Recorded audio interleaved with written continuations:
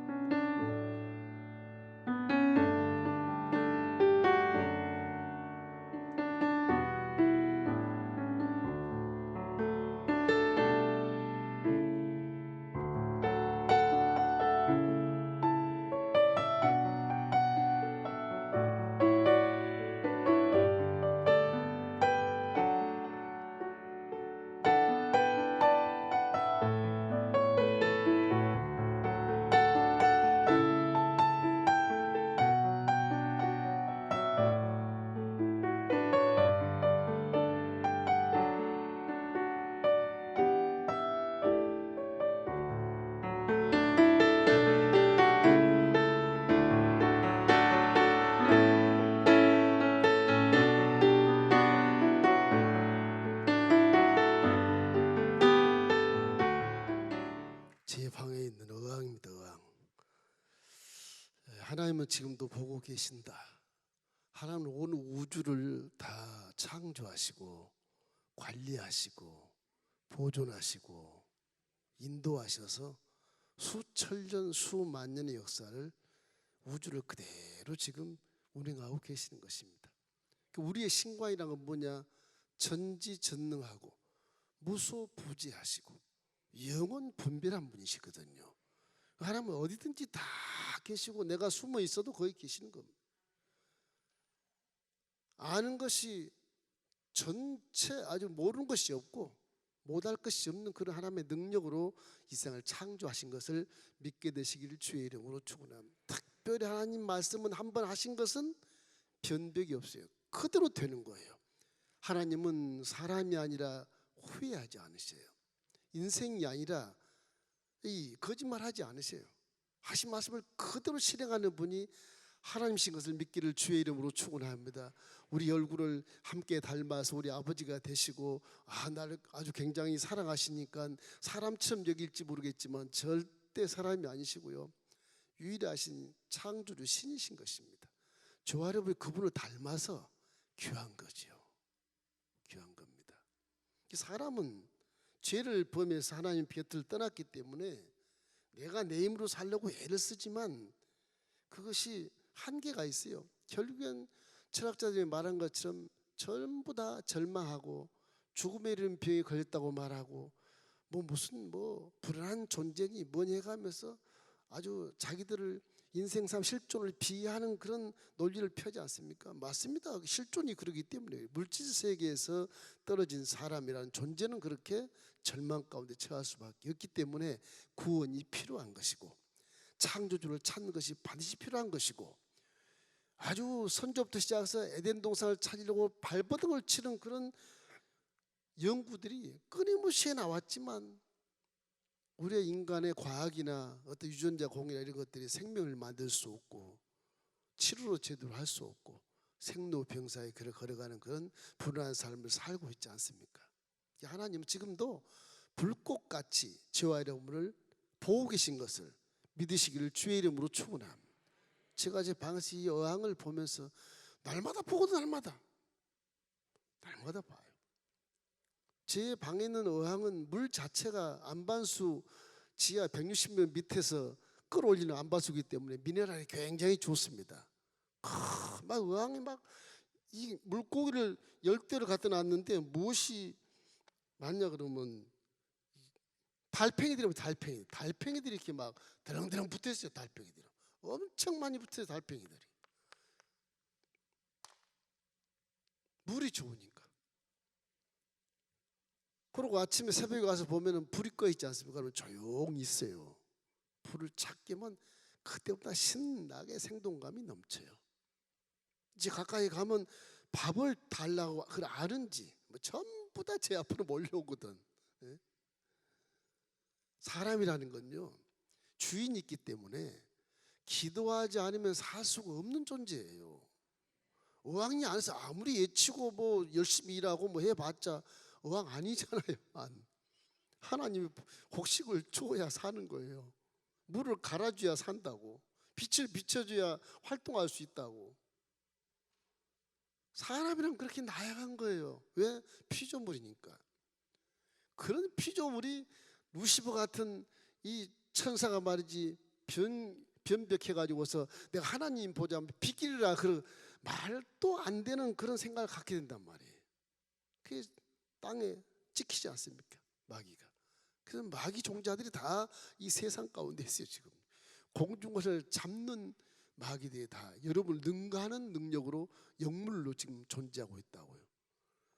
그래서 여기 세상에 떨어진 하나님의 닮은 존재가 세상에 떨어지다 보니까 마귀의 종이 되는 거예요. 그래서 악한 걸 생각하고 남을 비판하고 정죄하고 판단하고 싸우고 빼앗고 살해하고 천인공노할 일을 막 해 제끼지 않습니까? 이 마귀의 속성이거든요. 이러한 가운데는 당신의 닮은 영의 분신들을 구원하기에는 하나님의 사랑이 없었으면 아무도 구원받을 자가 없고 다 절대절망에 빠지고 마는 것입니다. 그 하나님 사랑이시라 저와 여러분을 구원하셔서 이 어항 속에 모두 고기들 잡았을게요. 어항 속에 하나하나 선택해서 이렇게 넣어주신 그 은혜가 어딘가 이런 생각을 해보는 것입니다. 신명기 11장 12절에 보면 이런 말씀이 있어요.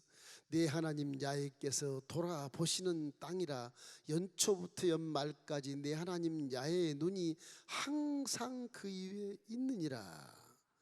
하나님께서 우리를 시시각각 불꽃같이 살피고 계시다는 말씀이 본문에도 명확하게 써 있어요. 시편 17편 8절 말씀입니다.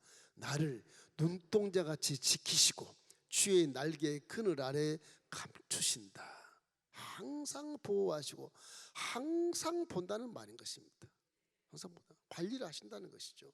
우리는 그걸 모르고 하나님 안 계신 것처럼 생활하는 그런 이해가 많은데 내 안에 성령이 계신 것을 인정하고 하나님 말씀에 절대 순종하시기를 주의 이름으로 축원합니다. 첫 번째로 깨닫는 것이 뭐겠습니까? 구원입니다. 구원. 택하심. 택하여 구원하신 것이다. 이렇기 때문에 보고 계시는 거예요. 하나님 택한 자는 별 의미 없어요. 택했기 때문에 여러분을 보고 구원해 주신 거예요. 내가 지금 성전에 왔습니다. 그런 게 아니라니까요. 지난번도 그런 말씀을 드렸는데 요한복음 15장 16절 말씀 우리 함께 읽겠습니다. 너희가 나를 택한 것이 아니요 내가 너희를 택하여 세웠나니 이는 너희로 가서 열매를 맺게 하고 또 너희 열매가 항상 있게 하여 내 이름으로 아버지께 무엇을 구하든지 다 받게 하려 하십니다. 다 받게 하려. 믿음이란 건 하나님 말씀에 순종만 제대로 하면 여러분이 원하는 부자가 될 수도 있고요. 여러분이 먹고 마시고 누리는 거 다 주님이 주실 수 있는 것입니다. 조건이래 봐야 하나님 말을 경외하고 하나님 일을 열심히 행하고 뭐 그런 것뿐이지 뭐 크게 여러분에게 힘을 들여서 빌딩을 지어놔라 내 집을 지어놔라 그런 게 아니거든요. 하나님은 사랑이시라. 그 사랑이 얼마나 크신지 세상을 이처럼 사랑하사 독생자를 줘서 그 독생자를 믿는지 않은 멸망치 않고 영생을 얻게 하겠다. 죄가 있어도 믿으면 내가 의인으로 인정하겠다는 겁니다. 그만큼 포괄적으로 하나님 닮은 자들이 하나님 품에 다 안기기를 원하는 하나님의 그런 사랑을 알게 되시기를 주의 이름으로 축원합니다. 이제는 우리가 십자가 대속의 복음으로 이제 예수 우리 죄를 다 짊어지고 청산해 버렸기 때문에 이제 죄로 들어온 통로가 닫히고 축복이 된 통로가 열리게 된 것입니다. 그전은 죄의 담 때문에 하나님과 관계를 못하고 소통을 못하고 아무리 부지어도 우리를 도울 수 없는 그런 하나님처럼 보였지만 이제는 예수의 십자가를 통해서 우리의 모든 죄를 속량해버림으로 말미암아서 죄의 담장이 무너져 버린 것이거든요. 그거를 딛고 하나님이 우리 앞에 오시는 것입니다. 그 은혜, 아가페라고 그래. 아가페. 내가 먼저 다가가는 것을 아가페라고 그러거든요. 여러분이 오신 게 아니라 하나님이 먼저 오시는 그런 시대에 살아서 우리를 은혜 시대라고 그래요. 은혜 시대. 은혜 시대라고 부르는 것입니다. 이러기 때문에 십자가 대속의 은혜로 이제는 죄로 따라 들어온 저주와 가난과 질병과 죽음 우리하고는 상관이 없게 되고, 우리가 저주를 만지고 죄의 친구가 되고 가난하고 질병 걸려서 맨날 끙끙거리고 신음하고 앓고 있고 죽음의 두려움을 공포로 갖는 것은 우리하고 이제 상관이 없게 되는 것입니다. 귀신아 십자가를 바라봐라. 예수의 보혈로 대가를 지불했지 않느냐. 지불했으니까 예수님하고는 전혀 상관이 없게 되어 있는 것이거든요. 그래서 믿는 자는 절대로 정죄받지 않게 되어 있습니다. 죄가 없는 자처럼 여겨서 담대히 하나님 앞에 설 수 있는 자로 변화된 것입니다. 그런 거예요. 그렇기 때문에 로마서 8장 1절 2절 말씀에 그러므로 이제 예수 그리스도 안에 있는 자에게는 결코 정죄함이 없나니 이는 그리스도 예수 안에 있는 생명의 성령이 법이 죄와 사망의 법에서 너를 해방하였습니다. 믿음이 그런 거예요. 믿음이 목사님 믿었는데 오늘 또 죄졌는데요. 회개하면 되는 거예요. 야, 기독교인들 아주 나쁜 사람들이야. 회개하면 무조건 의인이 된대. 그런 말이 어디 있어. 그렇지만 믿음 안에서는 십자가 대속을 믿으면 오늘 내가 죄를 회개하면 나는 깨끗이 지어서 의인으로 변화되는 것입니다. 그럼 예수 믿고 죄를 많이 지어볼까? 되질 않아요. 그렇게 할 수가 없어요. 이 아주 맑은 물 속에 들어와 있는 자가 밖에 오염된 물 속에서 살았던 자와 생각이 바뀌거든요. 바뀌는 것입니다. 그래서 죄를 지을 수가 없게 돼. 그걸 신학적으로 성화된 단계라 그러지만 점점점 깨달아서 이제 의인이 돼가는 것입니다. 행동 자체도. 믿음이 내 안에 들어오면 생각이 선하게 바뀌어요. 믿음이 내 안에 들어오면 말도 아주 상대의 기분 좋은 말, 거리키지 않는 말을 할 수 있고 핍박하고 무슨 참선 말 하지 않게 돼 있는 것입니다. 내 마음속에 하나님의 성령이 와 계시고 말씀이 내 속에 딱 들어오면 생각이 선해 바뀌고 말이 곱게 바뀌고 순화가 되는 것입니다. 행동도 아주 착하고 정직한 행동을 하게 되는 것입니다. 그래 사람다운 삶을 마경에게서 행함으로 그것이 빛이 되는 거예요. 많은 사람들이 그를 바라보고 따라오게 되는 것입니다.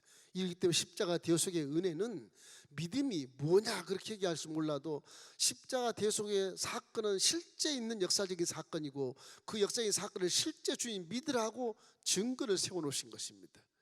이렇기 때문에 갈라디아서 3장 13절 14절 말씀이 십자가의 결론입니다.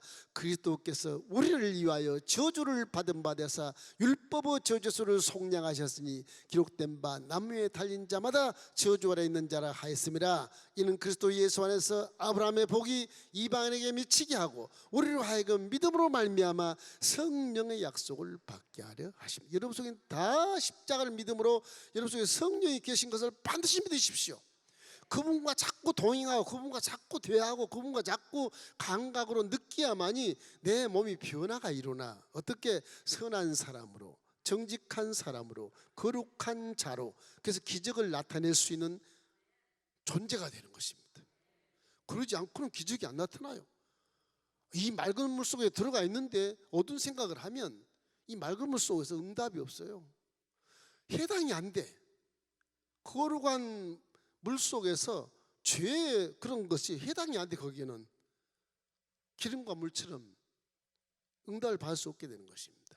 그럼 항상 우리는 하나님이 구원하신 것은 택하여 모든 환경과 모든 내 존재의 의미를 다 다르게 하고 새로운 피조물로 기르시면서 보살피시고 보호하시고 지금도 눈으로 여러분 한 사람 한 사람을 다 보고 계시는 것입니다.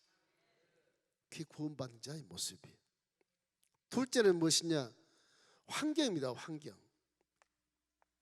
오염된 환경을 버린 겁니다. 오염된 환경에서 청결한 환경, 성결한 환경으로 변화된 것입니다. 깨끗한 곳으로 변화된 거예요. 물을 마셔도 아주 시원하고 세포들이 다 활성화가 되고 그 질병이 사라지는 겁니다, 여러분. 기도해서 사라지는 경우도 물론 신학적으로 맞지만은 내 마음이 거룩해지고 깨끗해지고 정직해지고 스트레스를 안 받으면 질병의 바이러스는 다 배설물처럼 떠나가게 돼 있어요. 사람이 마음을 선하게 품으면 스트레스를 받지 않습니다. 악하게 품으니까 스트레스를 받는 것입니다. 항상 우리 구원이라는 것은 우리 주위 환경이 다 오염된 걸 전부 다 쓸어버리고 아주 공기 좋고 맑은 곳에 우리를 살게 하시기 때문에 우리는 영혼이 잘 되고 건강하게 돼 있어요. 생각이 바르니까 범사도 잘 되게 돼 있어요. 인간 삶의 가치관을 가지고 살 수 있게 되는 것입니다. 그래서 모든 환경이 죄로 인해서 파괴되기 때문에 오염된 환경에서 우리가 지금 살고 있다가 택함을 받으면 믿음 안에서 깨끗한 성결한 환경에서 살게 되는 거예요. 구약 쭉 이렇게 말라기까지 읽어보면 키포인트 하나가 성결입니다. 성결. 하나님은 위생을 철저히 하시거든요. 철저히. 우리 방에 가는 것처럼 마스크 속 예배 드린 것이 좀 모양이 그렇지만 이것도 어떻게 보면 하나님의 의미에 굉장히 중요한 겁니다. 하나님은 철저하게 성결을 원하세요. 깨끗한 걸 좋아해요. 거룩한 걸 좋아해요. 정직한 걸 좋아할 뿐 아니라 빛을 좋아하시는 것입니다. 빛은 다 드러나잖아요. 깨끗한 걸 좋아해요. 이래서 우리는 항상 마음속에 우리가 깨끗하고 성결한 마음을 갖게 되면 그 물에서 달팽이가 살고, 고기를 길렀는데 달팽이가 살아. 이게 160m 지하에서 끌어올린 안반수에서 미네랄이 보통 있겠습니까? 저 우리 교회 안반수 물을 지금 8년 동안 먹고 있는데 수돗물 하나도 안 먹어요. 계속 떠다가 먹어요. 이 환경이 좋으면 내 마음도 좋아지고 세포가 다 살아서 화장 바르는 것보다 더 좋습니다. 화장품 비싼 거 사지 말고 물 갖다 쓰세요. 마시세요. 그 마시면 세포들이 다 살아나요. 뭐 참 좋은 것입니다. 여러분. 오염되지 않은 생명수를 마신다는 것이 얼마나 좋은지 몰라요. 그것이 내 마음속에 불의가 사라지게 되고요, 스트레스가 사라지게 되고요, 마음이 편안하게 되고 세포가 왕성하니까 귀신이 바이러스를 가지고 온 거 다 쫓아버리는 것입니다. 할렐루야. 내 마음이 건강해야 몸이 건강한 것이지, 마음의 스트레스를 뭐 엄청 받고 있는데 몇백 명짜리 무슨 뭐 건강식 먹는다 그래서 건강한가? 안 그래요. 마음이 깨끗해야 건강한 거예요. 그래서 십자가 대속의 은혜라고 하는 것은 죄로 따라온 모든 저주와 가난과 질병과 무질서와 죽음, 이 오염된 것들이 다 씻어버렸기 때문에 결국 영혼이 눈이 딱 뜨고 범사가 잘 될 수밖에 없는 게 내 마음이 깨끗하고 청결하니까 스트레스가 없으니까 자유함도 누리게 되고 정죄받지 않고 믿음으로 행한 하나님이 다 보살펴 주시는 것이죠. 그래서 범사가 잘 되는 것입니다. 깨끗한 물에서 먹이를 잘 먹어야 돼. 이 제가 먹이를 주면 전부 달려와요. 막 달려와요. 고기들이 막. 어떻게 그걸 아는지 몰라. 눈도 조그만 뭐 티끌 같은데 어떻게 그 모습을 알아서 달려오는지 모르겠어요. 뭐 구름대처럼 달려와요. 그죠? 먹이를 주면 정신없이 먹어요. 사람도 물론 지식이 있고 경험과 이성에 나오는 여러 가지 지혜들이 많겠지만 가장 중요한 진리는 하나님 말씀인 겁니다. 하나님 말씀이 인생에 어디서 와서 무엇 때문에 살고 들어간지 알 수 있게 하는 진리지, 지식이 그런 거 아닙니다. 지식은 선조들로 시작해서 많이 편리하게 생활했던 것들을 책으로 만들어내서 연구한다 해서 그걸 우리가 학교에서 배우고 그러는데 그건 아주 물질 세계에서 기본적인 지혜를 가르치는 거예요. 진리는 그렇지 않아요. 인성을 바꿔버려요. 우리 막한 생각을 선으로 바꿔버려요. 어둠 생각만 하던 사람 빛의 생각으로 바꿔버리는 것입니다. 그래도 항상 불의한 삶을 사람을 정직한 삶으로 바꿔버려요. 지식이 그럽니까? 안 그래요? 지식은 진리가 아니에요. 이기 때문에 이 먹이를 먹는 것도 잘 받아 먹어야 돼. 이 안에서는 하나님의 택한 백성은요, 어항 안에서는요 다른 걸 먹을 수가 없게 돼 있어요. 주인이 알아서 주는데, 주인이 뭘 먹으려고 찾아요? 찾지 마세요. 밖에 내다 보이죠. 세상이 다 보여요. 보이는데 여기에 유혹당하지 마세요. 미혹당하지 마세요. 그건 전부 다 내 몸도 해치고 마음도 해치고 환경을 해치는 것이다. 이 온통 수천 년의 인류 역사가 환경을 파괴해서 지금 뭐 이렇게 이상기온이 오고 막 그러지 않습니까? 이거 다 잘못된 것이거든요. 노아 때는 그 전까지는요 비도 안 내려왔어요. 에어컨 수준이 착 돼가지고 지구가 수천 년을 살게 돼 있었어요. 노항수로 그냥 완전히 파괴돼버려. 죄 때문에 파괴돼 버린 거예요. 죄 때문에. 그래서 우리가 110년도 못 살고 다 옷을 벗고 지옥 가든지 천국 가든지 가는 것입니다. 왜? 우리 인생은 죽지 않습니다. 절대. 여러분 속에 있는 영혼은 영원히 사는 거예요. 영원히. 그래도 죽지 않아요. 이런 복음 믿고 구원받은 자가 보고 불의의 마음을 가지면 안 되는 것입니다. 베드로 예레미야 17장 9절로 10절 한번 읽어볼까요? 만물보다 거짓되고 심히 부패한 것은 마음이라. 누가 능히 이를 알려마는 나 야훼는 심장을 살피며 폐부를 시험하고 각각 그 행위와 그 행실대로 부응하나니. 심장을 보고 폐부를 살피지 않습니까? 마음을 감찰하지 않습니까? 질병 있나 없나? 그게 문제가 아니에요. 내 마음을 감찰해서 이놈이 스트레스를 많이 받네, 이거 질병 걸리겠다, 이거. 그 기도하게 만드는 거죠. 영혼이 잘 되면 마음도 잘 돼야 돼요. 사상이 제대로 박혀야 돼. 그래야 내 육체 몸이 세포가 그 말을 듣고 건강한 몸으로 바꿔주는 것입니다. 이러므로 항상 기도로 가는 것은 오염되지 않고 회개해버려야 순결한 마음에서 기도의 응답이 오지.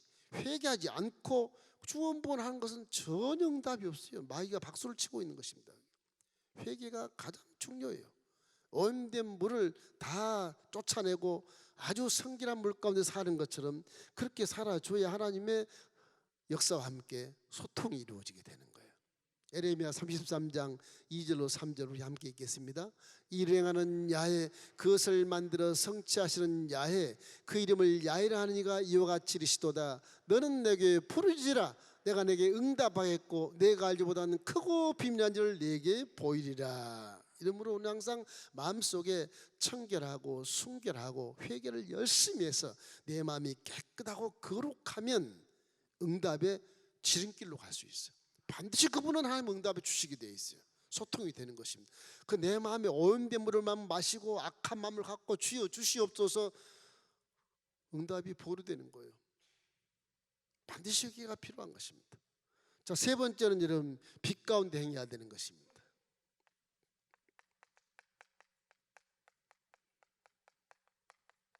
빛 가운데로 행하라. 이것이 기독교인들의 모습입니다. 기독교인들이 어둠에 숨어 다니며 나쁜 일을 하고 그런 게 아니고 항상 기독교인들이 빛 가운데서 행하게 돼요. 제가 의왕에 여기에 이제 빛이 이렇게 있거든요. 이렇게. 뭐예요? LED 빛이 이렇게 있더라고, 의왕에. 빛이 이렇게. 이걸 켜면요, 빛이 쫙 비쳐요. 새벽에 와보면 어둠 속에 가만히 있어요. 조그만하게 있다가 물론 움직여서 좀 미미하게 보이지만 빛을 작게 막 그때부터 막 난리가 나는 거예요. 난리가 나는 거예요. 사람은 빛 가운데 거닐어야 삽니다. 어둠 속에 있으면 저 애미가요 새끼를 낳아놓고 열대는 희한하대요. 알을 안 낳고 새끼를 낳아요? 무슨 이유인지 모르겠지만 하나님께 창조하셨겠지만 새끼를 잡아먹어요. 이게 잡아먹어, 신기하게. 근데 불을 탁 켜잖아요. 새끼가 쏜살같이 도망가요. 못 잡아먹어요. 못 잡아먹어. 우리의 믿음도 빛 가운데 거닐 때 우리를 보호해 주시는 것입니다. 우리가 스스로 밝고 세상을 분별할 수 있고 하나님이 선하시고 기뻐하시고 온전한 뜻이 무엇인가를 스스로 분별할 수가 있어요. 빛 가운데 행하라고 말씀하지 않습니까? 너희는 빛의 자녀니라. 산 위에 있는 동리가 숨기지 못할 것이라 그래요. 우리는 다 어둠에서 불러내어 기이한 빛에 들어와 있는 자들인 겁니다. 베드로전서 2장 9절 말씀에 너희는 택하신 족속이요 왕같은 제사장이요 거룩한 나라요 그의 소유한 백성이니 이는 너희를 어둠 가운데서 불러내어 그의 기이한 빛에 들어오게 하신 자의 아름다운 덕을 선포하게 하려 하심이라. 기이한 빛, 그 막시대에 성소 안에 기이한 빛이 있어요. 온 사방이 다 금이라. 정금 7촛대 불 딱 켜놓으면 촛불이 7개밖에 없는데 화끈한 빛이 이런 빛이 아니고 신기한 빛이에요. 신기한 빛. 우리 교회 건축할 때 돈 많이 쓰면 내가 전 사방을 다 금으로 칠하려고 그랬어요. 들어오면 노래 자빠지게. 기이한 빛이거든. 금이 비싸서가 아니라 그 빛이 신기해. 신기해 그 빛이.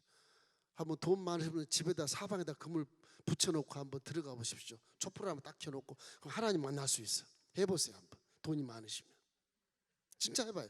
그 기이해 신묘막측한 빛이에요. 그게 사람이 이렇게 표현할 수 없는 그런 빛이라고 이게. 이게 4차원의 기가 막힌 빛을 말씀하신 것입니다. 그래서 우리는 인간세에서도 어두운 환경에서 살 때는 서로 속이고 발 넘어지게 하고 뭐 그냥 참수해서 남을 짓밟고 죽이고 완전 범죄를 일고 그러지만 빛 가운데 딱 빛이 비추면 모든 것이 드러나 버리니까 속일 수가 없잖아요. 빛 가운데는 정직하게 사는 겁니다. 정직하게. 속이면 안 돼요. 정직하게 사는 거. 여러분 다 빛 가운데 거니기 때문에 정직한 삶을 사십시오. 내 체면을 위해서 뭐 가문을 위해서 뭐 거짓말하지 마세요. 그냥 그대로 얘기하세요. 그냥 다 드러날 건데 뭐 목사님 신방하면 다 드러나. 다 드러나요. 나올 때는 아주 거룩해 보이고 반듯해 보이고 깔끔해 보이는데 집에 가보면 엉망진창이라 이게 다 드러나 버려요. 예배 신방할 때 대청소하십시오. 그래야 돼. 그런 거라도 있어야 돼. 대청소해서 깨끗하게 이렇게 하시면 좋습니다. 이제 구원의 반열이라는 것이 기이한 빛에 들어오는 것이기 때문에 거기는 살리는 빛이고요, 사랑하는 빛이고요, 화목하게 사는 빛이에요. 밝은 빛이 두렵고 밝은 빛이 싫은 사람은 악을 갖고 있어서 그래요. 악을 갖고 있어서 자유한 밝은 빛이 쫙 나와서 서로가 서로 숨긴 게 없어요. 투명하게 살아. 투명 좋아하죠. 투명. 내가 지금 투명한가 생각해 봐야 돼. 투명 좋아하잖아. 투명. 속이지 않게 투명하자 그런 얘기를 많이 하는데 정말 빛 가운데 있으면 드러나기 때문에 속일 수 없는 거예요. 정직하게 살 수 있어요. 난 항상 빛 가운데 산다. 난 정직하게 살아야 되겠구나. 어둠과 삶 여기들이요 새끼를 다 잡은 새끼들이 전부 풀 속에 숨더라고. 풀 속에 다 숨어요. 큰 거는 속에 못 들어가. 풀 속에 새끼들이 전부 풀 속에 숨더라고. 빛이 비치니까. 어두울 때는 몰라요. 이게 풀 속인지 그냥 뭔지 몰라요. 어두울 때. 잡아먹혀. 이 상상을 빛 가운데 있어야 사자밥이 되지 않는 것입니다. 마태복음 5장 16절 말씀 우리에게 굉장히 중요한 말이에요. 이같이 너희 빛이 사람 앞에 비치게 하여 그들로 너희 착한 행실을 보고 하늘에 계신 너희 아버지께 영광을 돌리게 하라. 우리 생각이나 말이나 행동이나 모습이나 우리의 집의 환경이나 우리의 자녀들이나 할 것 없이 우리 식구 할 것 없이 예수를 믿으면 세상에 빛이 되어야 되는 것입니다. 어떻게? 아주 선해 보이고 착해 보여야 될 것이고 아주 활동성 있고 즐거워야 될 것이고 아주 행복하게 보여야 될 것이고 깨끗하고 아름답게 보여야 될 것이고 잘 살게도 보여야 될 것이고 그러지 않겠습니까? 빛 가운데 헌이라는 것입니다. 그것이 우리의 사명의 사명. 이래서 그의 나라와 의를 먼저 구하면 모든 것을 더한다고 말씀하지 않습니까? 마태복음 6장 33절 함께 읽겠습니다. 그런즉 너희는 먼저 그의 나라와 그의 의를 구하라. 그리하면 이 모든 것을 너희에게 더하시리라. 그 십자가 대속은 우리를 어둠 가운데 건져내어 기이한 빛에 들어오게 하셔서 빛 가운데 삶을 살면서 사랑하며 화목한 삶을 살아가는 것입니다. 이 하나님 곁을 떠난 사람들이 사랑하지 않기 때문에 서로 속여 죽이고 멸망하는 것이거든요. 사랑하지 않기 때문에 화목하지 못하는 것이거든요. 사랑하지 않기 때문에 정직하지 않고 속이는 것이거든요. 그런 거거든요. 사랑하지 않기 때문에 내가 더 잘나려고 이렇게 보이려고 그러는 것이거든요. 사랑하지 않기 때문에. 사랑이 뭐세요? 당신이 잘났어. 그지? 난 당신보다 못해. 그래 진짜 사랑하면 사랑해봐. 다 주고 싶잖아요. 율법이 수천 개가 있습니다. 이 지상에는 사람이 만든 법조, 이 법이 엄청 많지 않습니까? 그게요 온전하지 않기 때문에. 왜 온전하지 않아요? 사랑이었기 때문에 그래. 귀에 걸면 귀걸이, 코에 걸면 코걸이야. 유전 무전 뭐 그런 얘기 많이 들어보셨죠? 그래서 그 재판의 결과가 아주 우스꽝스러운 것도 참 많아요. 그러나 사랑이 있으면요 바르게 판단합니다. 바르게 판단해요. 사랑하니까. 죄가 있으면요 덮어줍니다. 고발 안 합니다. 사랑이 있으면. 사람이라는 건 빛 가운데 드러나서 살아서 서로가 투명하게 사는 것이 의미하기 때문에 이 사람의 삶이 빛 가운데만 딱 들어오면 다른 율법 지킬 필요가 없어요. 사랑 하나만 딱 지키면 되는 거예요. 사랑 하나만. 그래서 율법의 613개 중에서 가장 크고 첫째인 계명이 사랑이라는 것을 항상 성경에서 아주 선포해 놓고 있잖아요. 법으로 딱 못 박아 놓고 있지 않습니까? 마태복음 22장 36절로 40절까지 한번 읽어봐요. 예수께서 이르시되 내 마음을 다하고 목숨을 다하고 뜻을 다하여 주 너의 하나님을 사랑하라 하셨으니 이것이 크고 첫째 되는 계명이요 둘째도 이와 같으니 내 이웃을 내 자신같이 사랑하라 하셨으니 이 두 계명이 온 율법과 선지자의 강령이라. 이것이 구약부터 시작해서 온 율법 선자들마다 막 하나님 말씀을 선포할 때 그 모든 것이 그 안에 다 들어있는 것입니다. 사랑하라는 게 사랑하라. 사랑하면 아무 문제가 없다. 사랑하면 법도 필요 없다. 빛 가운데 사랑만 해버리면 마귀는 다 떠나간다. 그 영혼이 잘되고 범사가 강건할 수밖에 없다. 더불어 살아가고 화목한 그런 사람다운 삶을 살 수 있기 때문에 그래서 사랑이라는 말을 하는 거예요. 뭐 학문적으로 물질세계에 사랑을 만드는 단어들은 다 조건이 사라지면 허물을 동반 절망해버리는 것입니다. 남녀간의 사랑 에로서 조건 사라지면 원수가 되기도 하잖아요. 에? 그렇지 않습니까? 하나는 자살해버리기도 하잖아요. 실망해가지고서. 필레오 사랑, 친구 간의 사랑, 그것도 조건이 사라지고 청년 때는 총각 때는 친구 의형제 맺었는데 결혼하고 나니까 서로가 비교해서 그냥 원수가 되기도 하고 남이 돼버리고 아무리 손바닥 놓고 칼로 찍어서 피를 나눠보십시오. 그게 가능한지. 조건이 사라지면 끝나는 거예요. 사제지간한 사랑 똑같아요. 얼마나 선생님 존경스러워요. 와, 논문 쓸 때 막 봐주십시오. 막 와, 근데 고쳐주십시오. 막 수정해 주십시오. 그래갖고 논문 디자인 해가지고 통과해서 학위를 딱 받지 않습니까? 너 언제 봤어? 이래요. 세상이라는 게 너무 황당한 거예요. 황당해. 그건 하나님의 사랑은 아가페 사랑이라 그저 주는 것입니다. 사랑은 그냥 주는 거예요. 받지 않는 거예요. 그러니 법이 필요 없죠. 그 말씀인 것입니다. 에덴 동산은 그렇게 살았어요. 그래서 빛 가운데 살라고 말씀하신 것입니다. 예수는 온 율법과 선지자의 강령이 사랑 속에 있다는 사실을 항상 기억하시기를 주의 이름으로 축원합니다. 그래서 마지막으로 주님이 이 땅에 내려오시고 우리에게 하신 마지막의 율법 하나 딱 준 게 저 말씀입니다. 요한복음 13장 34절로 35절 말씀입니다. 함께 읽겠습니다. 새 계명을 내게 주노니 서로 사랑하라. 내가 너희를 사랑한 것 같이 너희도 서로 사랑하라. 너희가 서로 사랑하면 이로써 모든 사람이 너희가 내 제자인 줄 알미라. 사랑하면 하나님이 마음도 깨끗하고 구원해 주신 분이고 내 마음의 빛 가운데 거니면서 사랑하면 그분이 기도하고 구하면 다 응답해 주시는 것입니다. 이것이 기초가 되어져야 하나님 응답을 받고 기적을 체험할 수 있어요. 할렐루야.